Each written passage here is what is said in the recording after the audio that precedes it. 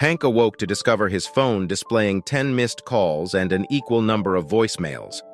Due to his previous encounters with Chinese robo-marketing spam calls, he had set his phone to send unknown numbers directly to voicemail. Notably, Beijing Betty, who usually didn't leave messages, had done so this time. With his daughters still asleep, Hank began listening to the messages. It was then that he learned the shocking truth.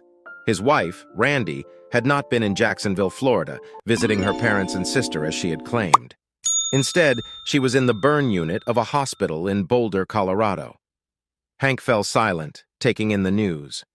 As his phone continued to provide news alerts, he realized that he had seen a headline about a fire in Boulder. Curiosity piqued. He navigated to his phone's home page and was confronted with a haunting headline: "Wildfire destroys suburban Boulder overnight." Intriguing. Hank, although not always the most perceptive, could only think of one reason why his wife would lie about her whereabouts after 8 years of marriage. He consciously slowed down, recognizing that there was no need to rush.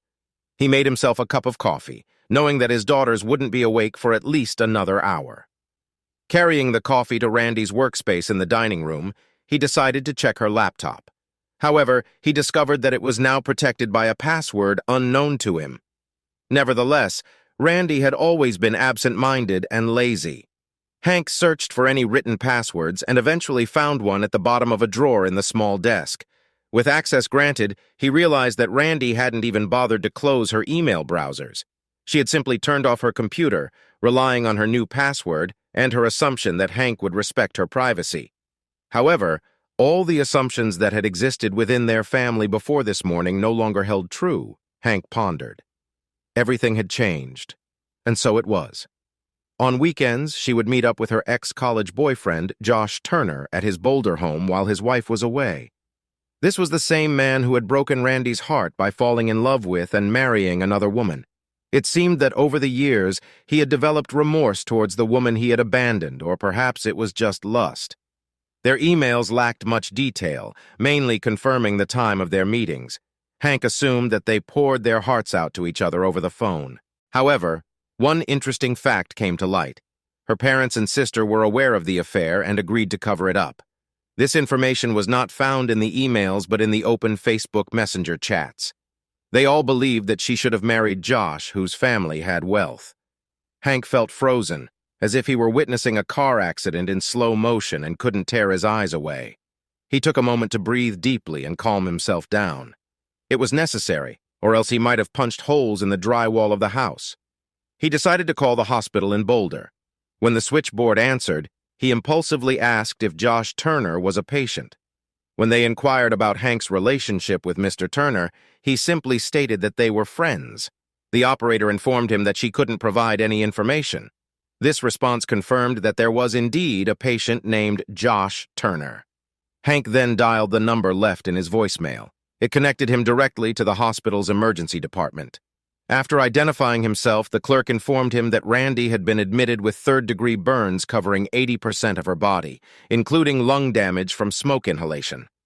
A fire had apparently erupted suddenly in the drought-stricken area, rapidly spreading due to strong winds and cutting off the only escape route. Over 100 houses were burned and destroyed. Hank, in disbelief, stated that it couldn't be his wife. She was in Jacksonville, Florida. The information must be incorrect. He ended the call, refusing to accept the truth. However, deep down, he knew there was a fire in Boulder. He sensed it, but he wasn't going to make it easy for anyone to break the news to him.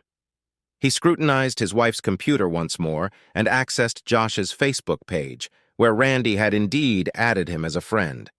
There, he discovered Josh's wife, who had made a public post from her family's residence in San Diego, soliciting prayers due to her husband's hospitalization with severe burns.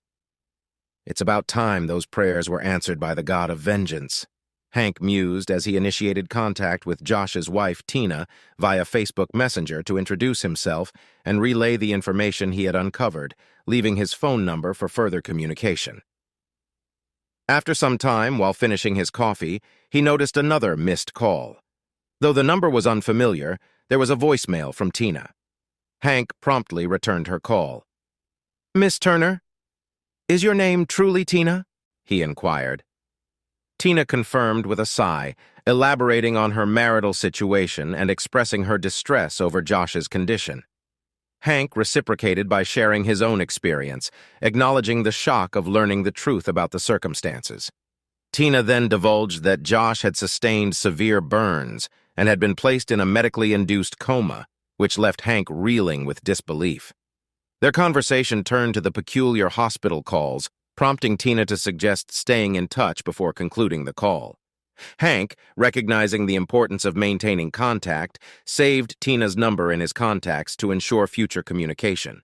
Shortly afterward, he received a call from Randy's father, Bob, likely prompted by the news. Despite the pause, Hank recognized the strained relationship between himself and Bob, reflecting their mutual disdain for each other. The facade of polite communication between Hank and Bob had dissolved, evident in Bob's inquiry about Randy's whereabouts. Hank's response was tinged with bitterness, emphasizing the moral absurdity of expecting updates about Randy's actions. Sensing Hank's underlying resentment, Bob acknowledged the strained relationship between them and attempted to express concern for Randy's feelings. However, Hank's patience wore thin, leading him to confront Bob's long-standing disapproval and then abruptly ending the call. With nothing more to add, Hank took proactive measures to block Bob's phone numbers, as well as those of other family members, to prevent further unwelcome communication. The interruption by his daughters brought a light-hearted moment, momentarily distracting from the tension. Hank's effort to steer the conversation towards a more cheerful topic, such as breakfast and cartoons, reflected his desire to maintain normalcy in his household amidst the turmoil. Amidst the domestic scene, Tina Turner's call interrupted once again, prompting Hank's inquiry about her comment regarding the inefficacy of her medication. Tina proceeded to recount her experience at the hospital, where she was connected to Josh's intensive care unit and ultimately lost her composure, underscoring the gravity of the situation. I exclaimed that his girlfriend had also suffered severe burns and was likely to perish, placing the blame on him. Furthermore, I proposed that once we both received our life insurance payouts, we would embark on a worldwide cruise and spend the entire duration engaging in intimate relations with one another to the point of exhaustion as a means to compensate. Upon hearing my words, his heart nearly ceased beating, despite being in a coma. It is uncertain whether my outburst directly caused this or if it was merely a coincidence. Nevertheless, he managed to pull through. "I apologize." She paused. "It is regrettable. Are you sorry that his heart almost stopped, or are you sorry that he is still alive?" Hank's natural inclination was towards cruelty, yet he managed to restrain himself. "It is truly unfortunate that everything unfolded in this manner. Likewise." After a moment of silence, he inquired, "Enlighten me about this cruise we are planning." "I apologize, I am unsure where that came from, but I am genuinely intrigued. I believe that to be true." She paused. "Are you genuinely interested, Hank? I noticed on Facebook that you possess an attractive countenance, although I did not particularly follow your online presence. If I were to seek revenge through physical intimacy, you would be a suitable choice. Why do you ask?" "I have an opportunity." "I am uncertain," she replied slowly. "Ever since I discovered his infidelity, I have been pondering what was wrong with me. Your interest in me provides some solace. You do not appear unappealing yourself." "In any case," Hank scoffed, "thank you. It is reassuring to hear that, even though my wife clearly favored your husband. Perhaps the issue lies elsewhere." "For some reason, I believe so too." Tina Turner paused once more. "Have you ever wondered why they did it? I suppose they believed they could engage in extramarital affairs without facing consequences. It sounds so straightforward." "Well, what else?" Tina stated resolutely. "Listen, we both have a lot to process, but let us stay in touch. We are the only two individuals who truly comprehend each other's current emotions." "Very well. I need to purchase Bermuda shorts and swimming trunks from Amazon for the cruise," she giggled. "At least you bring me comfort. Perhaps the medication has had an effect. Acquire a cabin with a balcony." She emitted another giggle. "Farewell." They terminated the call. Hank noticed that he had received another voicemail. It was from the hospital once again. He returned the call and connected with the nurse in Randy's room. She also activated the speakerphone. It appeared to be a different nurse from the one who cared for Josh. However, they all appeared to be following the same set of medical guidelines in their practice. "Mr. Henry Becker, this is Nurse Yang speaking. We are currently on speakerphone. I am situated in the burn intensive care unit of the hospital. Your wife is here. She has suffered severe burns and is currently in a medically induced coma. She is right beside me. We hope that the sound of your voice can provide some comfort, even if she is unconscious." Hank contemplated that after today, the hospital would need to revise its standard procedures for dealing with a patient's family. However, he felt compelled to ask, "Why do you believe so?" "I was not present when they brought her in. One of my colleagues was there. She mentioned that your wife held onto her hand tightly and refused to let go until they realized that she was insisting on contacting you. I apologize for the inconvenience. Your wife fought the medical team with all her strength and did not allow them to proceed until they assured her that they would convey the message." Okay, it's too little, too late, Hank thought. What should I say? "Tell her everything that is on your mind," the nurse innocently suggested. Okay, Hank thought. The game begins. "Listen here, you deceitful liar," he shouted into the phone at his wife. "I hope you spend eternity in hell with Josh, who also perished. Just so you know, I will use all the life insurance money I received to seduce Josh's wife, and I will never forgive you." The line went dead. The nurse must not have been listening from the beginning, but she seemed to regain her senses. Hank realized that at this rate, he would not achieve his goal of finding peace of mind. Someday, he would likely feel some remorse for saying all of that. But today was not that day. "Dad, what does seduce mean?" Becky inquired, clutching her teddy bear tightly. "My young ones." "Ah, that implies deceiving someone." She pondered this with a solemn expression. When will Mother come back home? That's what truly infuriated him, having to explain the situation to his daughters. He should have carefully considered it, but he wasn't in the right frame of mind. Becky promptly returned to the living room as soon as she could. Hank observed as she settled down in front of the television. There was absolutely no way he would take the girls to the hospital in Colorado to see their mother, wrapped in bandages like a mummy, so they wouldn't have those memories. 30 minutes later, he had secured tickets for a week-long trip to Disneyland, a reservation at one of Mickey's hotels, and plane tickets. They departed the following morning. Nicole would have to miss some time in kindergarten, but so be it. Just as he received the tickets, the hospital called back. It turned out that Randy had suffered a heart attack and passed away. All attempts to save her were in vain. Hank inquired about the timing of this. It happened right around the time he yelled at her. Perhaps he would advise Tina to try yelling at Josh again. No, he decided to let her figure it out on her own. Hank ended up having to send Randy's health insurance information to the hospital in order to compel them to provide him with the death certificate. He contacted the funeral home there and made arrangements for her cremation, considering her burns. Hank thought he might receive a discount, but they informed him that he would still be charged the full price. He requested them to mail him the ashes after their return from Disney. Once there, the girls were saddened by their mother's absence, but they indulged themselves with plenty of treats at the Bibbidi Bobbidi Boutique. Josh held on until Thursday. Tina had stopped yelling at him, so maybe that helped him stay after his passing. Tina returned to Colorado, residing with friends since her house had burned down. She portrayed herself as a noble widow for the sake of her children, she informed Hank. She didn't disclose Randy's fate to them.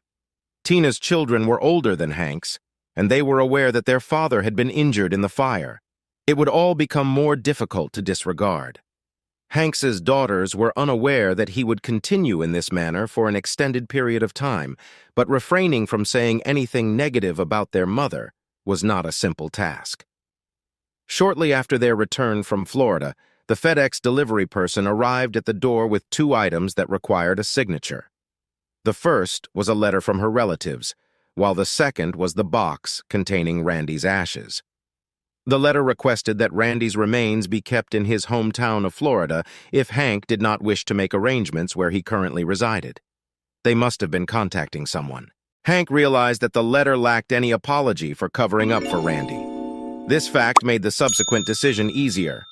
He hired a teenage girl from the neighborhood to babysit the children and left the girls with the nanny, informing her about their trip to Disney. He even showed them all their belongings and photos on the iPad. Hank then drove to a nearby national park with a bag slung over his shoulder, containing Randy's ashes packed into a box. He headed towards one of the more remote areas of the park, where deep cinder-block toilets were present instead of regular bathrooms. He took a photo of himself pouring the ashes into the latrine. As he walked back to the car, he contemplated whether he should seek therapy. However, the truth was that he was no longer angry. Well, he wasn't angry enough to physically harm anyone. Ruining someone's reputation was an entirely different matter. He uploaded a video on Facebook, showcasing himself disposing of the ashes in a restroom, along with an explanation. Afterwards, he wondered if the National Park Service would impose some sort of fine on him for polluting the cesspool. If that were the case, he would willingly pay it. He never reached out to her family, but he read in the newspaper that they were holding a memorial service in Jacksonville without him or his daughters. He informed the girls that their mother had an accident while she was away and would not be returning. They took the news as he had anticipated. Fortunately, they had supportive and wonderful kindergarten teachers to assist them. The life insurance payout was a welcome relief. Randy possessed a greater amount of insurance coverage than Hank had initially believed. The benefits provided by the insurance policy facilitated the process of restructuring. Visualize Randy's professional life. He made the decision that his daughters required more exposure to fresh air, particularly in playgrounds where numerous children and attractive young mothers frequented. Many of these mothers displayed great sympathy towards his tragic narrative. However, he deliberately omitted the part about Randy's infidelity. His intention was to garner sympathy rather than pity. Consequently, the girls began receiving invitations for play dates, during which the mothers would invite their attractive single friends. Hank started to perceive a potential path forward.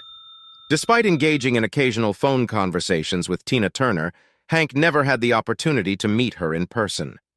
Ensure to subscribe to our channel in order to prevent your second partner from betraying you. Furthermore, proceed to listen to the subsequent story, as it surpasses the current one in terms of intrigue.